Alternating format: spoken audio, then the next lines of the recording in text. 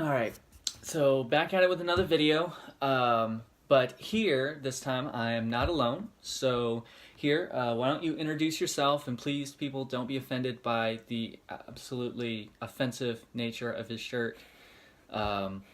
It is not any intentional harm caused. I hope that it won't, I didn't put any trigger warnings, so hopefully it will not be too, I hope you won't need a safe space as a result.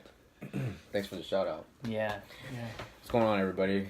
My name is Emmanuel, and me and Thon, or Jeff here, have known each other for about, I would say, like a few months now. So, yeah, something like that. Yeah. But he and I have clicked so much over all the things we talk about. And, well, here I am. He told me about this podcast that he does every now and then, so I was interested. And here I am at his house, at your house. At my house. Oh, yeah, house. At my house. Yeah. How about our topic? Our topic is technology. Mm-hmm.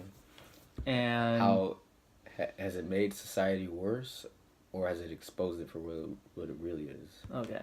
So, folks, I guess for some context, how do you feel about technology? I think it is very helpful. It has made things here and there a lot better, but it has become very addicting and harmful. I think it's hard to nail down exactly, like, what is technology? Because on the one hand, like, even the cloth that our, like, clothing is made out of seems pretty mundane, but that, in a way, is technology. Mm-hmm. I mean, just the threads, the fiber mixes and stuff, the way that it's harvested, the way that it's manufactured, all those things. Well, I mean, what else? The fact, I mean, obviously, technology there. We have HD quality video in our pockets, and so now as a result, we have people that are a world star recording a person drowning to death, and I believe it was Florida or Mississippi. Something like that, instead of swimming out there to help him. Mm-hmm. Which, this reminds me of a meme I saw on social media about, like, if the sinking of the Titanic were to happen in today's society, or nowadays, like, people will record it more than they would send, like, lifeboats or anything. They're like, man, I wish I could be there so I could be in the meme, more than they would actually be like, man, let's get those people away from that boat. Do something at least, right?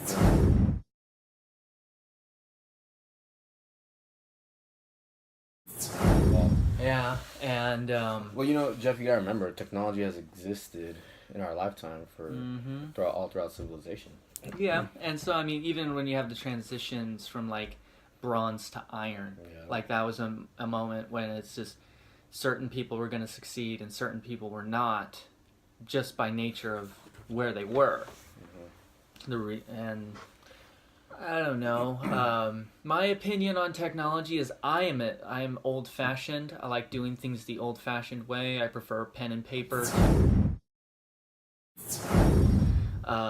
Typed documents, for instance. I don't use Google Docs all that much. I would rather send you an email or a fax. Not a big, well, though, I mean, faxes are kind of dumb. They're really annoying when you have a phone and, like, somebody tries to fax. Yeah. And there's a Seinfeld joke in there. I mean, think about it this way. You and I are the same generation, practically. You and I are, like, 2 years apart. Technically. More than that. Or 3 years, 3 years. More than that. I'm class of 13. 07. 007. License. Well, either way, I mean, I didn't have smartphones or Chromebooks or tablets like kids nowadays do. Mm-hmm. I mean, when I was leaving high school, I mean, smartphones were at its peak. Mm-hmm. And so was social media. I mean, we had Facebook, but I mean, it wasn't as big as it is now. Yeah, I think when I was a sophomore was when the Razor was released. And that was cutting edge, no pun intended, but that's a good one if I had thought of it before I started saying it. Cutting edge technology, because it was so thin and everything flipped open. Right. All the cool kids had one. That was the big thing. Yeah. And that was cool. Did the first iPhone come out when you were leaving high school? No, it was... I worked at AT&T when AT&T still had the monopoly on the iPhone. And... man, like, people would, like, they did not know how to use it. And so we were sending their bills in boxes because of all the data, because they didn't, like, I mean, and back then, data was megabytes, not gigs, the way we measure it now, but still, people had not adjusted to what it was going to be, and definitely wasn't at the point where live broadcasting or all the stuff that we do now, but... well, yeah, I mean, I tend to make fun of kids here and there, like saying that, calling them out for, you know, saying how good they have it now. You know, like I said, all the Chromebooks that they have, all the tablets. It's like, man, these kids don't know how good they have it. You know, I mean, we did it the old school way, like you said, pen and paper, textbooks. Man, trying to keep track of an instructor's lecture on pen and paper, frick. Right? Like, trying to, like, could you say that again? Yeah. Exactly. Oh, you gotta say it exactly the way you said it before. Nope, I'm going. Yeah, that was a pen. And you know, now universities now have live streaming online classes. Yep. So. Yeah, which is how I went to college, which is cool. I enjoyed it. It made it possible for me to get a useless certificate, which is no longer accredited. But I still learned the stuff. I did 4.0. Can't take that away. Yeah.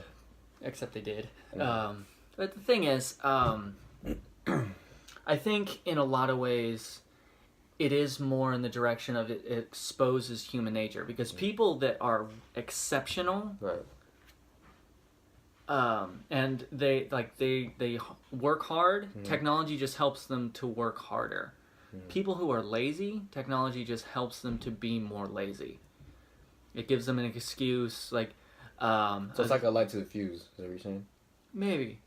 Like, it's kind of the thing that I was listening to one speaker where he's like, well, I have to have my cell phone in because it's my alarm clock. And he's like, dude, they're like $12. I will buy you an alarm clock. You still have them right here. Yeah, I have my alarm clock, man. That thing keeps me alive. I would die. I mean, most alarm clocks are still louder than, you know, more annoying than your cell phone alarm clock. And honestly, and I think in a way it's a little bit more invasive than I like. I don't like the fact that it keeps track of my sleep and my steps and my calories, and like I don't like it knows more about me than I do, probably.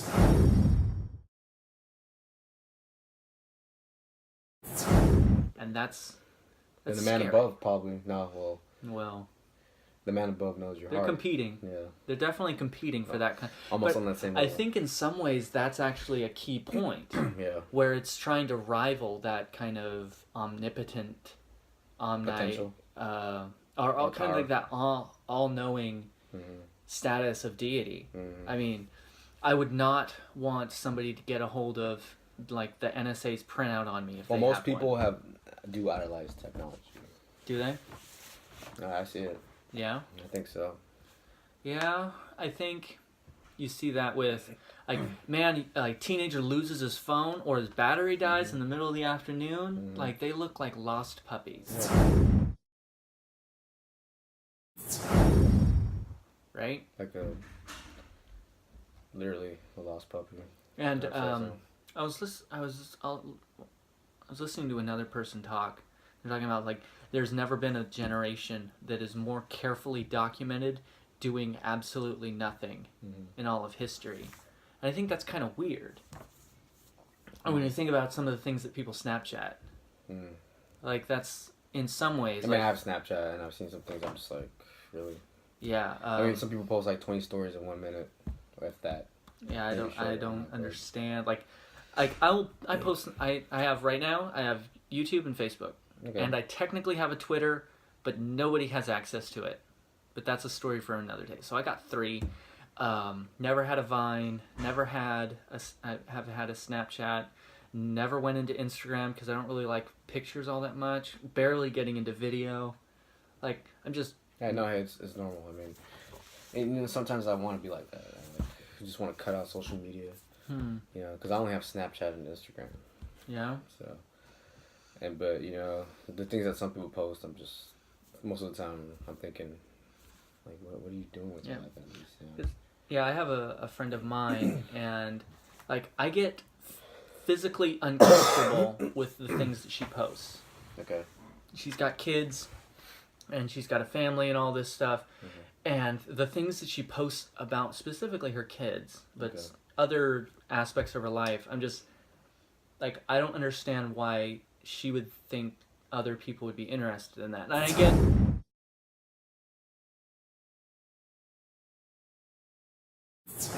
I get okay, like keeping maybe faraway relatives in the loop, but not in public. So you mean like people who are not related to her, people who are just like I don't understand. Acquainted. Yeah, I don't understand why you would put that into a sphere like just the public, the wall or whatever. Where like I'm not related to her, and I'm not really that close with her as a friend. Honestly, in some ways, I don't know why I'm friends with her, but it's true. I can see these things, and I'm like, I also kind of see forwards of that kid eventually is going to want to get a job. Even if that is 2 decades from now, and even if that is far, like after Facebook no longer exists, whatever comes along and devours its lifeless carcass, has already replaced it, but it's not going to go away from the internet. No. The internet will still have that somewhere. You can delete something, but not permanently. Yeah, it never goes away. So that means that kid, like, because employers already look at social media when you apply. Yeah. And so, like, pictures of you as an infant in a diaper? Yeah, that's a little... Don't want that. I don't want my employer seeing that, right? Of course not. And it kind of evokes, like, that cringe-worthy thing... Privacy. Of, you know, the parents sitting down the new date. Like, she brought the girl home for the first time at Christmas or whatever, so mom gets the baby book out, and you're like, all that. It evokes that awkwardness. And now it's just like, okay. And now it's everywhere. Yeah. I don't like that. You can just see it, like, right then and there.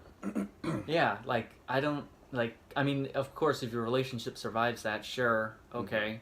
But imagine, like, someone's going to run for election in, let's say, 2040. That's far enough out. 2040. It's about 20 years from now. And if someone, like, 35-year-old, you have to be 35 to be president, right? So if someone's 35... Well, you're more likely it's going to be a celebrity. Yeah, well... Oh, Kanye's running in 2020. Are we ready for this? So is The Rock. And I honestly... Like, he's one of my favorite people. Well, I mean, I don't know what his policy positions are yet. Well, don't forget Oprah, too. Oh, yeah. Would you vote for her? I don't know yet. She practically... I'll say this, how about this? Like, Kanye is honestly one of my favorite artists. Yeah, I know a lot of people don't like him, but I, as an artist, like him. I know he has his... I think most of the reasons to not like him aren't related to his art. Yeah. Yeah, exactly. Right? It's because he's a terrible person. I would not vote for him. No? That's for sure. I think, like, in Oprah's case, if she was elected as the president of the United States, she would lose power. Because think about the amount of influence she has. I think that she would actually be giving away a large portion of her actual influence in order to get elected. Through technology. Yeah. because the fact that, I mean, she couldn't have her show anymore. Mm-hmm. Although, I mean, if she did, like, liberals would have to, like, decide, would have to change their minds about Trump's Twitter account if they did. But I think, I don't know. I honestly, I don't know. Like I said, like Dwayne Johnson's one of my favorite people. Yeah. Him, Tony Hawk. Like they're just very provocative, grabby. Like, I mean, just very likable as well. Yeah. Wouldn't vote for him, I don't think. Who, The Rock? Yeah, I don't think so. You don't smell what The Rock is cooking? Yeah. Yeah, I mean, imagine, like, he needs to open a restaurant. Yeah. What The Rock is cooking. I mean, what else? I mean, there's so many things that he can do. But... Yeah, but anyways. Well, yeah, going back to talking. Yeah, anyways. Alright, like, is there anything else? I don't know. No, I mean, we could either stop it here or we can just continue on for the next segment. Cool. I don't know what's going to happen now. I'm going to cut these into several episodes, quite frankly, like probably 15, almost an hour and a half. Yeah, like there's a lot of talking here. Yeah. And my hand is big because it's close to the screen. yeah, I'm going to cut them into small pieces, and so they're easier to watch and stuff. Are you still recording? Yeah. And so that'll, I don't know, if you guys hated this conversation, you're going to hate it even more over the entire time that it takes. And I'm not to done. get the whole thing. I mean, we're not done. We're just getting started. So we'll see what happens over time, and how much of it makes it out there, and how much of it gets me banned from YouTube. But anyways. Or might get recognized. Yeah, that'd be weird. Yeah. I don't know who would recognize me because nobody watches my videos. But if you like this, cool. If you don't, comment, subscribe. I love hate mail. So, yeah. Peace out. Peace. Nice meeting all you. Anything? Any last words? Yeah. Nice meeting you all. You ain't seen the last of me. And go Steelers. I don't know. Wow, you're a heretic. I just don't want the Patriots to win the Super Bowl. Oh. Yeah. Well, I don't know. I'm pretty sure that the Titans lost tonight. I'm pretty sure they did. It was like, 28-7 when we last checked? Yeah. So. Yeah, which I didn't have a whole lot of hope for them. Yeah, I mean, it's the Patriots. What can you do? Yeah, I mean, they did pull off a big upset, but... Yeah. Anyways, I'll probably have this whole end card. I'm probably just going to put it on the end of every video, so you guys get used to how annoying my voice is each time. But anyways. See, even I get annoyed. Yeah, it's true. It's because he's wearing a Raiders sweater. Yeah, and I'm at his house. Yeah, in my house. Yeah. Your house. My house. All right. Anyways, peace. Deuces to all you. Room, attention.